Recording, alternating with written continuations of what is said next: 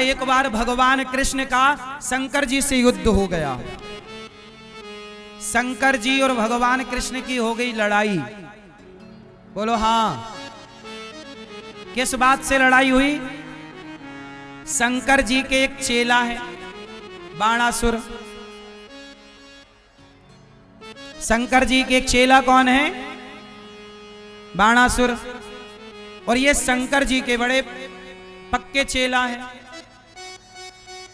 तो एक दिन भगवान ने बाणासुर, कृष्ण ने, बाणासुर बड़ा मनमाना करने लग गया, शंकर जी का बल पाकर तपस्या से गलत काम करने लग गया। तो भगवान कृष्ण लड़ने गए तो चेला ने गुरु जी को बुला लिया, हे शंकर जी आओ हमारी रक्षा करो। तो शंकर जी आ गए।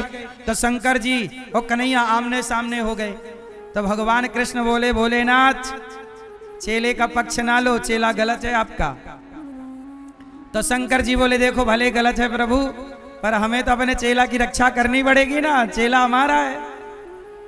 तो शंकर जी बोले, कन्हैया बोले ठीक है। फिर कन्हैया ने एक बाण मारा भगवान शंकर को। तो भगवान कृष्ण ने ऐसा बाण मारा कि शंकर जी को नींद आ गई और शंकर जी सो गए। और जब तक वहां शंकर जी सोए तब तक भगवान ने यहाँ बाणासुर को निपटाया। उसके 1000 भुजा काटी, 4 भुजा छोड़ दी। शंकर जी बोले मारो मत, दंड दिया है, अभिमान तोड़ दिया, मारो मत। तब उसे छोड़ दिया। उसके 1000 हाथ थे, सारे काट दिए, 4 भुजा छोड़ दी। तो बाणासुर को भगवान ने कृपा की। भगवान ने बाणासुर पर, राजा नृग पर भगवान ने, राजा नृग थे वो गौदान करते थे, राजा नृग पर भगवान ने कृपा की। और गौदान देने से उन्हें पता है क्या मिला? उन्हें भगवान कृष्ण के दर्शन मिले। इसलिए आप लोगों से कहता हूं, मरने से पहले सब लोग, आप लोग एक बार गौदान जरूर करना। लेकिन बिहार मैया आप, मैं तो यहाँ की बात करूं रक्सौल में, आप लोगों में बहुत लोग ऐसे हैं जो ये जानते ही नहीं बेचारे कि गौ माता असली गाय होती क्या है। आप तो जर्सी का दान कर देते हो। जर्सी को गाय मत कहा करो। गौ माता कभी वृंदावन आना, गौरी गोपाल गौशाला आना, हम आपको भारत की देसी वेद लक्षणा गौ माता का दर्शन कराएंगे।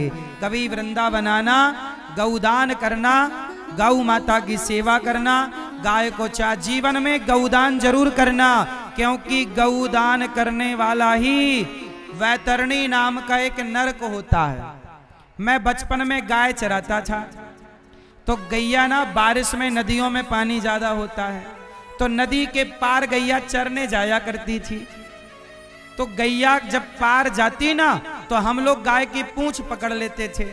तो गाय की पूंछ पकड़ो, गैया को तैरना आता है, कितना भी बड़ा नदी हो, गैया पार हो जाती, तो हम पूंछ पकड़ लेते थे, तो हम भी पार हो जाते थे। मुझे पता, मैं कई बार गाय की पूंछ पकड़ के पार हुआ हूं। तो जो गौदान करता है वो तो पूंछ पकड़ के वैतरणी नाम के नरक को पार कर लेता है, और जो गौदान नहीं करता वो वैतरणी में डूब जाता है। इसलिए कहता हूं कि जीवन में 3 काम करना आप लोग। पहला काम, गौदान करके मरना, बिना गौदान किए मत मर जाना, जीते जी गौदान करना। और जर्सी का दान नहीं, यहां जर्सी गैया मिल रही है सब जगह। मुझे गौ माता जो देसी गाय है, जिसे गाय कहते हैं, पहली बात तो जर्सी को जर्सी कहो, गाय नाम मत दो उसे गाय नाम मत दो। पीतल को पीतल कहो, उसे सोना नाम मत दो। पीतल कभी सोना नहीं हो सकता, ऐसे जर्सी कभी गाय नहीं हो सकती। गाय तो गाय। बोलो हाँ। मैंने गाय की पहचान बताई थी कि गाय के सिर के पीछे उठा हुआ हिस्सा, गले के नीचे लटकता हुआ, ये गाय होती है। हाँ, तो जीवन में गौदान करना पहला काम। दूसरा काम, मरने से पहले भागवत सुनना। बड़े से बड़ा पापी भी भागवत सुनता है तो भागवत सुन के वह मोक्ष का अधिकारी हो जाता है। इसलिए जाने अनजाने में कोई पाप हो जाए तो भागवत सुनना। कोई भी आपका काम ना हो रहा हो, कोई भी परेशानियां हो, तो भागवत का अनुष्ठान करते ही आपको भगवान उस कष्ट से बचा लेते हैं। मैंने कितनी बार कहा कि कितने लोग ऐसे थे जिनका काम रुका हुआ था और भागवत की पोथी पाठ उन्होंने कराई, उनका कार्य हो गया। तो इसलिए अभी 5 मार्च से भागवत जी के पोथी पाठ होंगे। आप भी अपने पितरों के लिए, माता पिता के कल्याण के लिए भागवत जी के पोथी पाठ करा सकते हैं। और 10 मार्च से 84 कोस की ब्रजमंडल की यात्रा होगी, हम आपके साथ रहेंगे। तो साथ में हम आपको 84 कोस की यात्रा, गाड़ियों से यात्रा होगी, गाड़ियों से परिक्रमा होगी पूरे ब्रजमंडल की। आपको भी नाम लिखाना है, चलना है तो नाम लिखा लीजिएगा, चलना है तो संपर्क कर लीजिएगा। टीवी पर जो नंबर चल रहे हैं उन्हीं नंबर से आप संपर्क कर सकते हैं, यहाँ कार्यालय में भी संपर्क कर सकते हैं। तो पहला काम गौदान मरने से पहले, दूसरा भागवत सुनना, पोथी पाठ कराना जीते जी, और तीसरा काम मरने से पहले अपने जीते जी, जैसे 13वीं आप लोग करते हो ना, मरने के बाद 13वीं करते हैं लोग। हम कहते हैं जीते जी अपने हाथ से अन्नदान करके मरना। अपनी 13वीं जीते जी कर लो अन्नदान करके। मरने के बाद बच्चे करें ना करें, क्योंकि कोरोना काल में जो मरे, सच बताओ उनकी 13वीं भी नहीं हो पाई। कोरोना काल में जो मरे उनकी 13वीं नहीं हो पाई। इसलिए 13 ब्राह्मण मरने के बाद खाएंगे। हम कहते हैं जीते जी दीन दुखी को, जीते जी साधु संतों को, जो गौरी गोपाल आश्रम में हजारों संत भोजन करते हैं, आप जीते जी संतों को अन्नदान कीजिए, जीते जी भोजन का दान कीजिए। मरने के बाद तो बच्चे कर ही लेंगे। और आजकल के बच्चे तो ये कहते हैं कि तुम कर लो 13वीं, तुम कर लो। 2 बेटे होंगे तो छोटा बड़े को देखेगा, बड़ा छोटा को देखेगा। बाप की संपत्ति सब बांट लेते हैं, पर बाप की जिम्मेदारी पूरी करने का टाइम आता है तो आज की कुछ औलादें भागने लगती हैं अपनी जिम्मेदारियों से। ये बात सही है कि गलत है? क्यों मेरी माँ?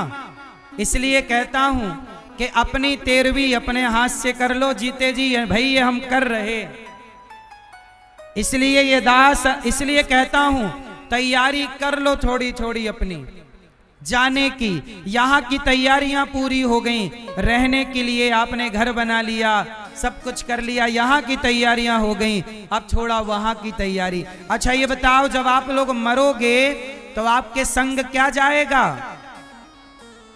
पैसा जाएगा? बोलो मेरी मां। मैया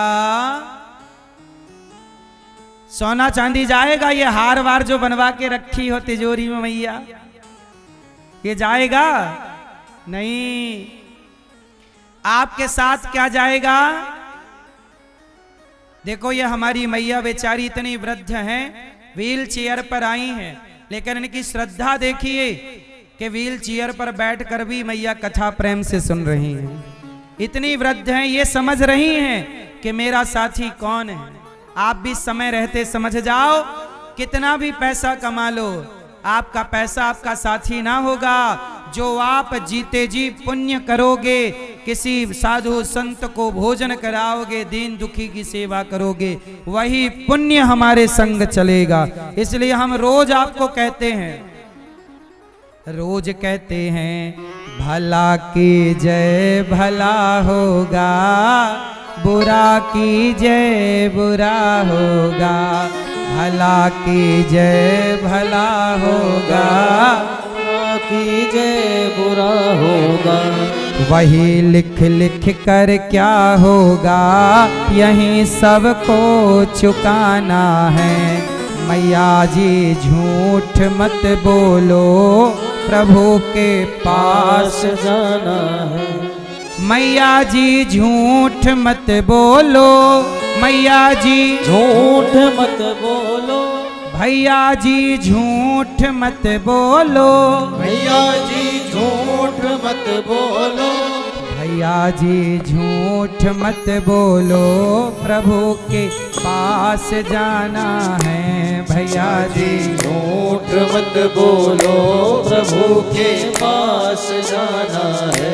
न हाथी है न घोड़ा है, वहाँ पैदल ही जाना है। न हाथी है न घोड़ा है, वहाँ पैदल ही जाना है। न हाथी है न घोड़ा है, न हाथी है न घोड़ा है, न हाथी है न घोड़ा है, वहाँ पैदल ही जाना है। मैया जी झूठ मत बोलो, प्रभु के पास जाना है। मैया जी झूठ ना बोलो, प्रभु के भला की जय भला होगा, बुरा की जय बुरा होगा। वही लिख लिख कर क्या होगा, यही सबको चुकाना है। इसलिए कहता हूं भला कीजिए भला, बुरा कीजिए।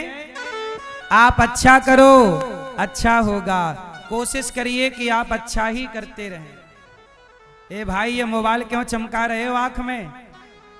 इतने होशियार ना बनो दोस्तों। मोबाइल लाए हो तो मतलब रिफ्लेक्शन आंखों में दोगे? तो मेरी मां क्या करना है आपको? भला। भला करने से क्या होगा और बुरा करने से? हाँ मेरी मां, इसलिए भला काम करना।